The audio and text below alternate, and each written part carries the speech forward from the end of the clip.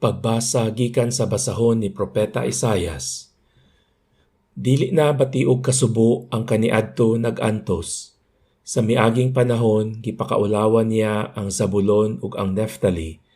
Apan sa umaabot nga mga adlaw, himuon niyang nindot ang agianan latas sa dagat, ang yuta unahan sa Jordan, ang Galilea nga gipuy-an sa mga langyaw. Ang katawhan nga kaniadto naglakaw sa kangitngit nakakitag dakong kahayag. Ang nagpuyo sa mangiob nga dapit gisidlakan na sa kahayag. Gipadaghan mo ang mulupyo sa nasod, Ginoo. Nagmaya sila diha sa imong atubangan.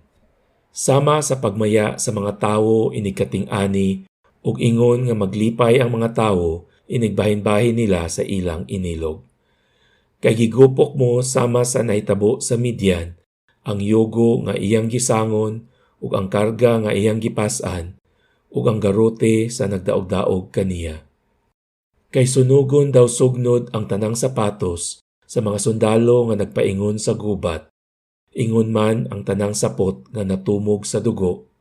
Kay natawo alang kanato ang usa ka bata, gihatag kanato ang usa ka anak lalaki, ug siya ang magmando sa tanan, ug nganlan siya maalamong magtatambag, Dios nga gamhanan, walay katapusang amahan, prinsipe sa pagigdait. Pagbasa gikan sa sulat ni San Pablo ngadto sa mga taga-Efeso. Magpasalamat kita sa Dios ug Amahan sa atong Ginoong Hesukristo nga nagpanalangin kanato sa tanang espirituhanong gasa sa langit diha sa atong pagkahiusa kang Kristo.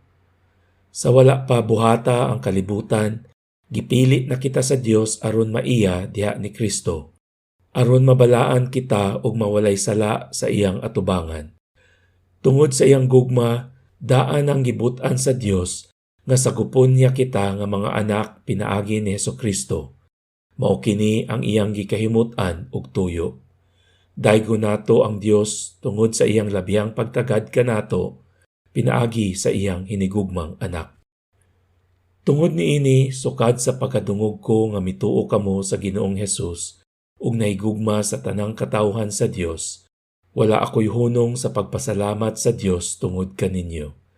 Gihinumduman ko kamo sa akong mga pag-ampo ug naghangyo ako sa Dios sa atong Ginoong Hesukristo, ang gamhanang Amahan, nga hatagan unta kamo sa espiritu nga maghimo kaninyong maalamon ug magpadayag sa Dios kaninyo aron makaila kamo kaniya.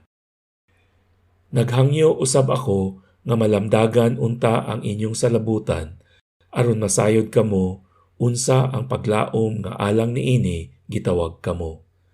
Ug hinaot usab unta nga masayod kamo sa kahupong sa mga panalangin nga gisaad niya sa iyang katawhan. Pagbasa gikan sa Ebanghelyo sumala ni San Marcos. May pipila ka tawo nga nagdala og mga bata ngadto kang Hesus aron sila hikapon niya, apan gikasab-an sila sa mga tinun-an. Sa pagkaalinggat ni Hesus niini, nasuko siya og miingon sa iyang mga tinun-an, "Paaria kanako ang mga bata.